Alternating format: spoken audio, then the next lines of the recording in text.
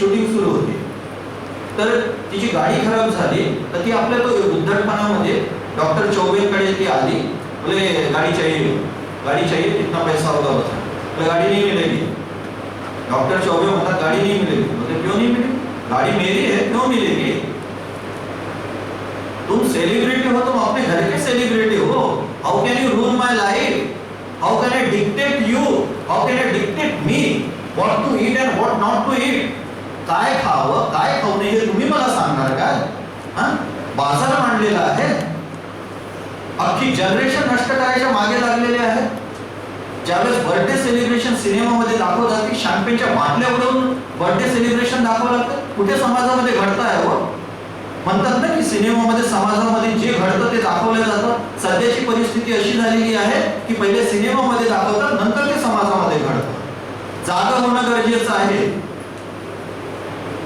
माझा हा जो आक्रोश आहे ना, मी लोकांना नष्ट होताना बघतो.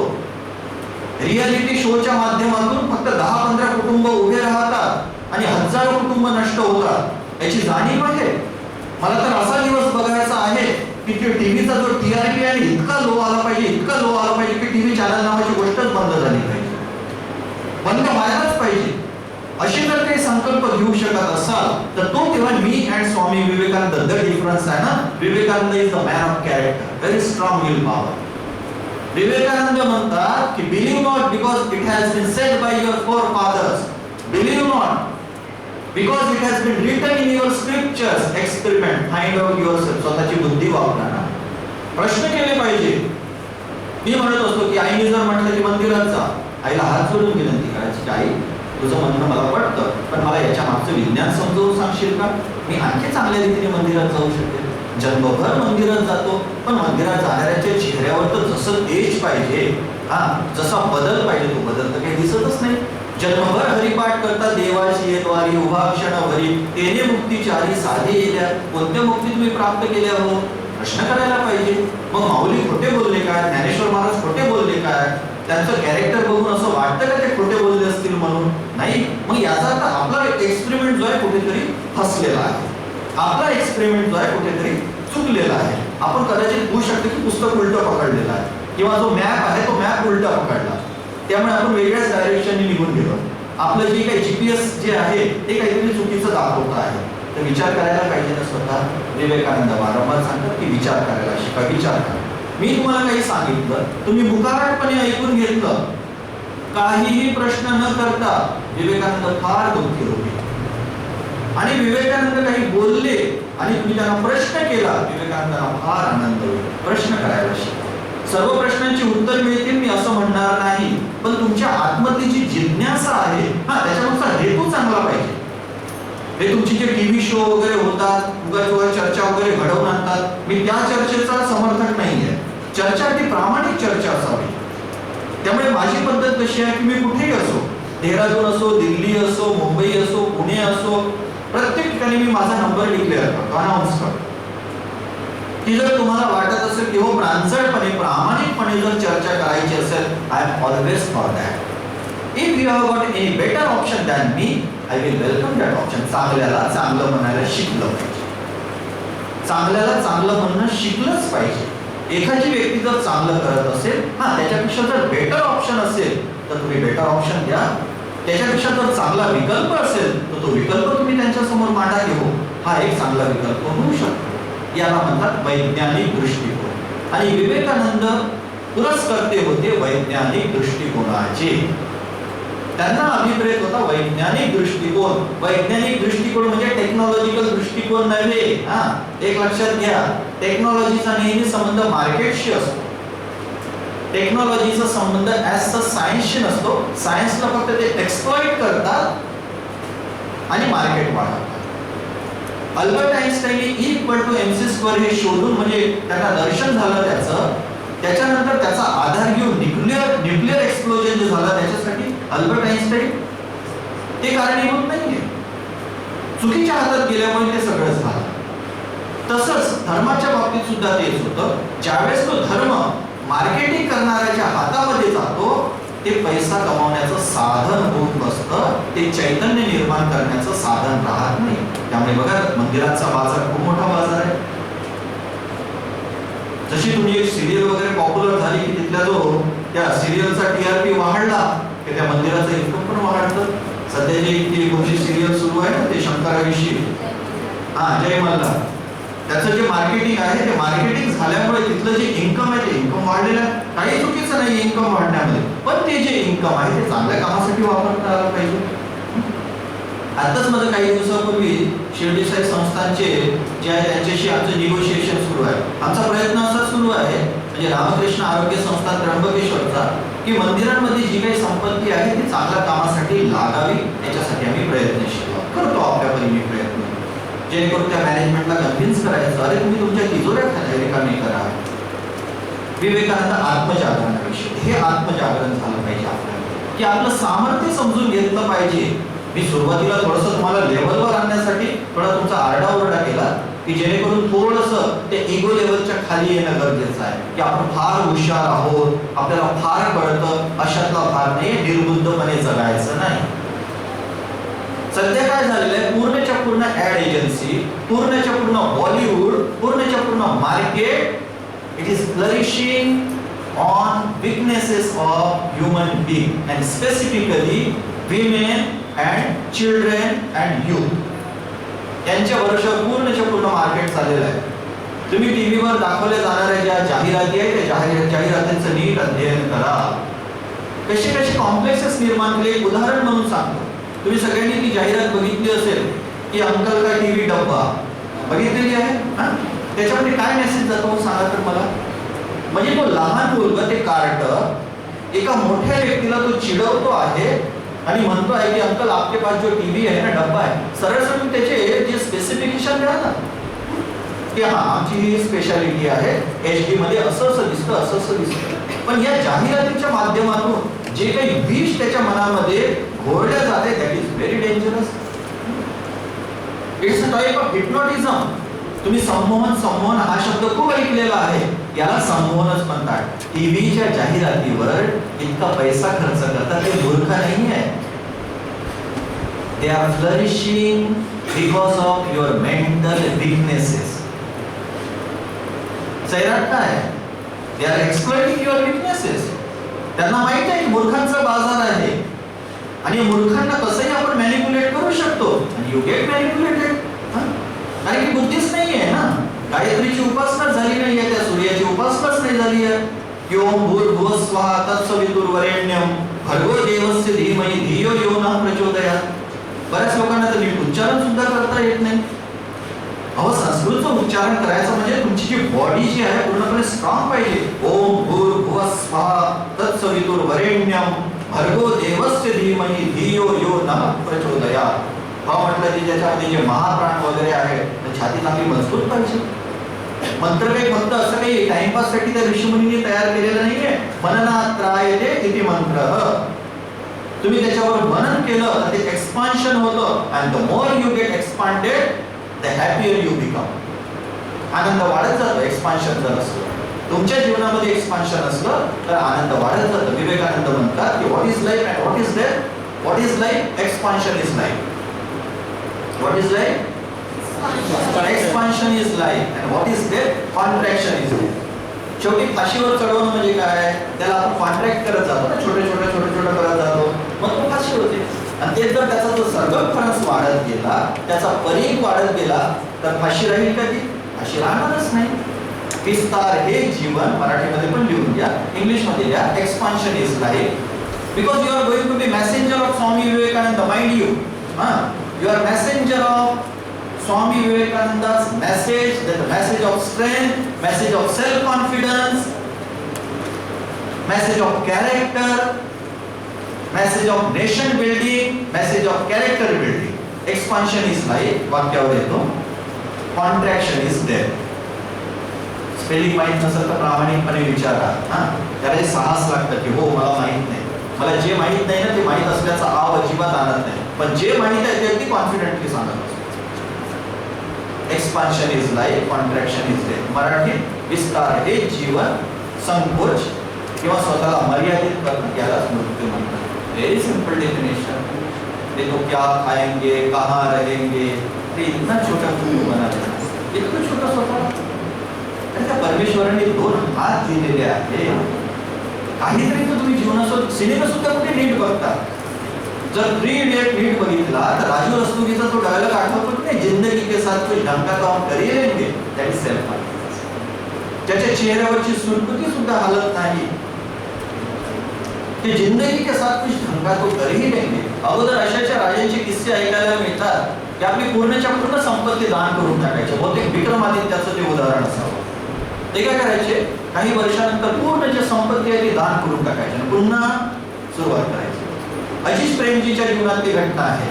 विप्रोचे जे फाउंडर, त्यांचा अचानक बिझनेस 2 लाखावर आला. तर कोणी विचारलं कि what is your experience now. हमने 2 लाख से शुरुआत की थी, हमने जो शुरुआत की थी वो 2 लाख से ही शुरुआत की थी, और 2 लाख पे आ गए, और कमा लेंगे, उसमें क्या है. एक नवरा बायको मधला संवाद सांगतो. नवरा म्हणतो बायकोला की बघ प्रिय, मी खूप मेहनत करणार आणि आपण एक दिवस श्रीमंत होऊ. तर बायको म्हणते की बघा, तुम्ही माझ्या जीवनात आला, मी तुमच्या जीवनात आली, आपण अगोदर श्रीमंत आहोत. तुम्ही मेहनत करा, आपला फक्त पैसा वाढेल. पैसा वाढेल, श्रीमंती वाढणार नाही. श्रीमंती वाढण्यासाठी ना, याच्यामध्ये का बरं मी या विषयाचा उल्लेख करतो आहे, मी एकही गोष्ट निरर्थकपणे बोलणार नाही किंवा उगाच्या उगा व्याख्यान देण्यासाठी बोलणार नाही. प्रत्येक वाक्याच्या मागे खूप मोठी पार्श्वभूमी आहे. ती पार्श्वभूमी माझ्या, मी आज फक्त सुरुवात करत असतो आणि माझी अशी इच्छा असते की आपलं लाईफ लॉंग असोसिएशन राहावं, की आपल्याला सगळ्यांना मिळून जगायचं आहे. आपल्याला एक ज्याला विवेकानंद चेतना म्हणतात, ती चेतना निर्माण करायची आहे. की विवेकानंद चेतना म्हणजे कशाला म्हणायचं, म्हणजे आत्मजागरणाची चेतना, एकत्वाची चेतना, आत्मबळाची चेतना, मार्केटवर निर्भर न राहण्याची चेतना, स्वाधीनतेची चेतना, स्वातंत्र्याची चेतना. फक्त पॉलिटिकल फ्रीडम आहे ना, दॅट इज नॉट इनफ. आता आपल्याला जे पर्सनल फ्रीडम जे आहे की I will not allow any person to rule my mind. I will not allow any person to dictate me what to eat and what not to eat. I will not allow. तू आपल्या घरचा actor असशील, तू कितीही मोठा cricket player असशील, पण माझ्या जीवनामध्ये तू लुडबुड करायची नाही, माझ्या जीवनामध्ये हस्तक्षेप करायची. अहो, जो एक साधा 10वी फेल आहे, तो मला सांगतो की कोणतं इन्व्हर्टर वापरावं आणि कोणतं इन्व्हर्टर वापरू नये. त्याला काय सर्किट कळणार आहे. सर्किट जर कळलं असतं तर तो 10वी पास झाला नसता का. त्याला जर सर्किट कळलं असतं इन्व्हर्टरचं वगैरे, की त्याच्यामध्ये काय सोल्युशन टाकावं लागतं, की कोणतं लिक्विड वापरावं लागतं, तर 10वी पास झाला असता, 10वी फेल झाला असता, नाही झाला असता. साधी गोष्ट आहे. हे लोक तुमच्या जीवनावर बोलून करतात. जिला काही धड काही नीट मराठी सुद्धा वाचता येत नसेल, मराठी मधलं उच्चारण ठीक नाहीये, त्यांच्या नावाने पूर्ण महाराष्ट्र त्याला म्हणतात की दिवाळी साजरी करतो. किती कौतुक करणार. अहो, तो त्यांच्यासाठी बिझनेस आहे. तुमच्यासाठी काय आहे, तुमच्यासाठी काय आहे ते त्यांचा तो बिझनेस आहे. त्यांनी 400 कोटी कमावले, 700 कोटी कमावले, 1000 कोटी कमावले, पण तुमच्या जीवनाचा काय संबंध आहे त्याच्याशी. कौतुक म्हणजे कसं की तुम्ही 300 रुपयामध्ये 3 तासासाठी ते त्यांना हायर करा. 3 तासासाठी तुम्ही हायर करा. एखादं नाटक वगैरे बघायला गेला, 300 रुपयाचं तिकीट विकेट घेतलं, 3 तासासाठी ते तुमचे गुलाम झाले. सरळ सरळ सिनेमा बघायचा, नाटक बघायचं, बाहेर यायचं, तू तुझ्या घरी, मी माझ्या घरी. हे तुमचा एक रियालिटी शो आहे. त्या रियालिटी शो मध्ये ऍक्टर्स आणि मी एका स्टेजवर आलो. एक कॉलेजचा कार्यक्रम होता. सगळे लोक त्यांच्यासोबत फोटो काढण्याच्या मागे लागले. मला नाही उठावंसं वाटलं. म्हणजे काय स्पेशल काय, त्यांचे 2 डोळे आहेत, 2 कान आहेत, आणि how do you decide that they are greater than rest of the humanity. मला खेड्यांमध्ये ज्या साधा राहणाऱ्या ज्या बाया आहे, पुरुष आहेत, त्यांच्यासोबत फोटो काढायला आवडतं. माझ्या फेसबुक टाइमलाईनवर जाऊन बघा, एखादी म्हातारी वगैरे खेड्यात आहे, तिच्याप्रती खूप आदर वाटतो. किती लो मेंटेनन्स आहे, शी इज सो हॅपी. चांगलं वाटतं. नाही तर शहरातल्या लोकांना स्वतःला आनंदी करण्यासाठी इतक्या गोष्टींची गरज असते. म्हणजे याचा अर्थ काय झालं की चालण्यासाठी आपल्याला इतक्या कुबड्या लागतात, आणि कुबड्या लागणं चांगली गोष्ट आहे काय. जो कुबड्यांशिवाय चालतो that is the strong person. ज्याला कुबड्यांची गरज नसते, शी इज द स्ट्रॉंग पर्सन.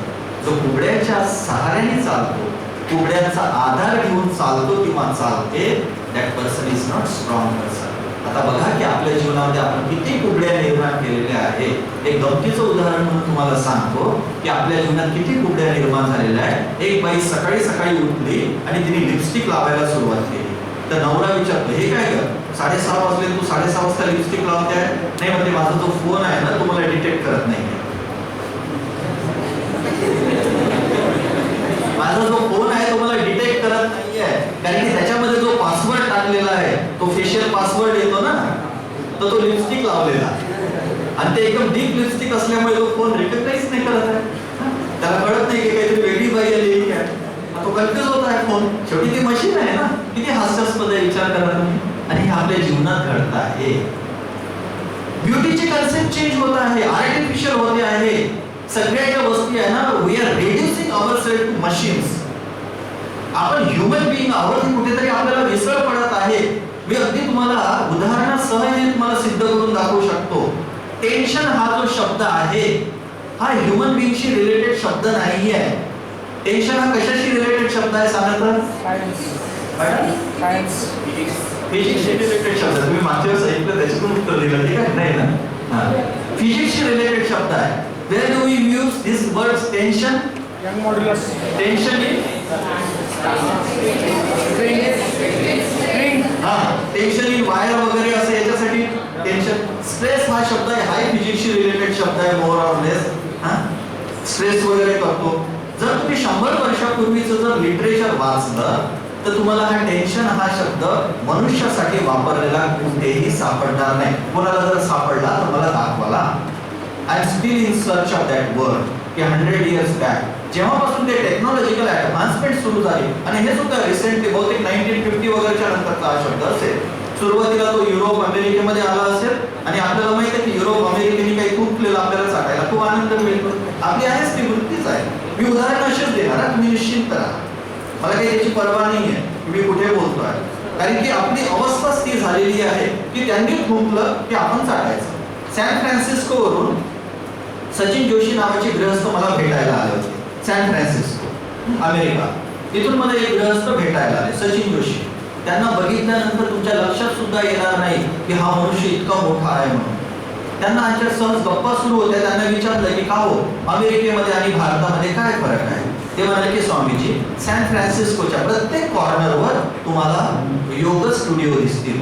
म्हटलं आमच्या प्रत्येक कॉर्नरवर Domino's Pizza, Cafe Coffee Day, Pizza Hut याची सुरुवात झालेली आहे. बहुतेक अकोला अजूनपर्यंत प्रोटेक्टेड आहे. की आलं? छान आहे. चला झालं तर तुम्ही पण मॉडर्न झाला. छान मॉडर्न व्हा, पिझ्झा खा. अहो म्हणजे कसं आहे की कोणाला इम्प्रेस करायचं असलं तर तुम्ही टपरीवर इम्प्रेस नाही करू शकत. तुम्हाला कॅफे कॉफी डेची गरज पडते. म्हणजे कॅफे कॉफी डे शिवाय तुम्ही आपलं स्वतःचं प्रेम सुद्धा व्यक्त नाही करू शकत. एखादी मुलगी जरी पटवायची असली तरी तुम्हाला कॅफे कॉफी डे लागते. किंवा मुलाला जरी हे करायचं असलं, इम्प्रेस करायचं असलं तर कॅफे कॉफी डे लागते. तुमची बौद्धिक लाचारीची काय गत होते हे लक्षात येत आहे. स्वतःविषयी घृणा निर्माण होईल. अरे क्या चल क्या रहा, हे स्वतःचं जीवन आहे की मी कोणाचं दुसऱ्याचं जीवन जगतो आहे? जीवन त्याला म्हणतात हे स्वतःचं जीवन जगतो. मला छान वाटतं म्हणून मी करतो. पंडित जसराजचे जे सासरे बहुतेक व्ही शांताराम, ते व्ही शांताराम यांनी प्रयत्न केला की पंडित जसराज क्लासिकल सिंगर त्यांना फिल्म इंडस्ट्रीमध्ये आणण्याचा. पण ते म्हणाले मला जो काही पैसा कमवायचा आहे ना, मी क्लासिकल सिंगिंगच्या माध्यमातूनच कमवणार, मी प्लेबॅक सिंगिंग मध्ये जाणार नाही. याला म्हणतात सेल्फ कॉन्फिडन्स आणि याला म्हणतात ओरिजिनॅलिटी. बी ओरिजिनल. आणि ज्यावेळेस ज्या व्यक्तीमध्ये ओरिजिनॅलिटी नसते त्यांच्यावर सगळं मार्केट चाललेलं आहे. मार्केटमध्ये काय करतात की तुमच्या मनामध्ये कॉम्प्लेक्स निर्माण केला जातो. तुमच्या मनामध्ये एक विकनेस, तुमचे विकनेसेस जे आहे ते एक्सप्लोअर करतात आणि नंतर एक्सप्लॉइट करतात. कसं आपल्याला वाटतं की आपण एक विशिष्ट नट आहे त्या नटासारखं व्हावं, एक जो ऍक्टर आहे त्या ऍक्टर सारखं व्हावं, किंवा एखादी जी ऍक्ट्रेस आहे तिच्यासारखं व्हावं. पण आपल्यालाही माहिती आहे की आपली ती काही योग्यता नाहीये की आपण तिच्यासारखं होऊ शकणार नाही किंवा त्याच्यासारखं आपण होऊ शकणार नाही. मग अचानक तो टीव्हीवर दिसतो, काहीतरी सॉफ्ट ड्रिंक वगैरे तो पिताना दिसतो.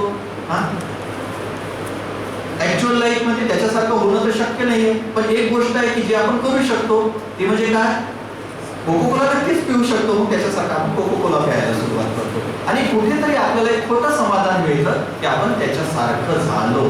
हे अनकॉन्शियस माइंड मध्ये होत असतं आणि आपल्याला माहितच नाही की अनकॉन्शियस माइंड आपल्याला रूल करता आहे, आपल्यावर जो काही. आणि फक्त विद्यार्थ्यांच्या बाबतीतच नाहीये, इथे तुम्ही वयाचं वगैरे काही बंधन नाहीये. जसं मी सुरुवातीला एक स्टेटमेंट केलं की 70 वर्षाच्या मूर्खांची संख्या पण भरपूर आहे. आणि एखादा अगदी सुटसुटीत विचाराचा मुलगा किंवा मुलगी, अगदी 15-20 वर्षाची सुटसुटीत मुलं मुली सापडतील की ज्यांचा अगदी जीवनाकडे बघण्याचा जो दृष्टिकोन आहे अगदी क्लिअर आहे, नो कन्फ्युजन, क्लिअर माइंड. तमसोमा ज्योतिर्गमय, God lead me from confusion to clarity. तमसोमा ज्योतिर्गमयचा अर्थ होतो की हे परमेश्वरा, मला कन्फ्युजन कडून क्लॅरिटीकडे घेऊन जा. माझ्या जीवनामध्ये सुटसुटीतपणा असावा. जीवनामध्ये गॅजेट्स असणं चुकीचं नाहीये, पण दुसऱ्याचे गॅजेट्स बघून स्वतः घेणं हे चुकीचं आहे. या दोन शब्दांचा मी उल्लेख केला की आपण तांत्रिक युगामध्ये स्वतःला मनुष्य समजणं आपण बंद केलेलं आहे आणि स्वतःला आपण मशीन समजायला लागलेलो आहे. स्ट्रेस हा शब्द हा मशीनशी रिलेटेड आहे, टेन्शन हा शब्द हा मशीनशी रिलेटेड आहे. मग जी पवित्र भूमी आहे, जी आपल्या जीवनातली सर्वोत्कृष्ट क्रिएशन आहे, भगवंताची सर्वोत्कृष्ट क्रिएशन आहे, तिच्यासाठी सुद्धा आपण यंत्राशी निगडीत असलेले शब्द वापरायला सुरुवात केली आहे. कुठे आपली वैचारिक पातळी चाललेली आहे. काय तो शब्द आहे? मुलींसाठी किंवा स्त्रियांसाठी आजकाल एक नवीन शब्द वापरला जातो, मी सांगतो पण तुमच्याकडून आलेलं जास्त मला आवडेल. वस्तूशी रिलेटेड, म्हणजे वस्तू हा शब्दच वापरला जातो.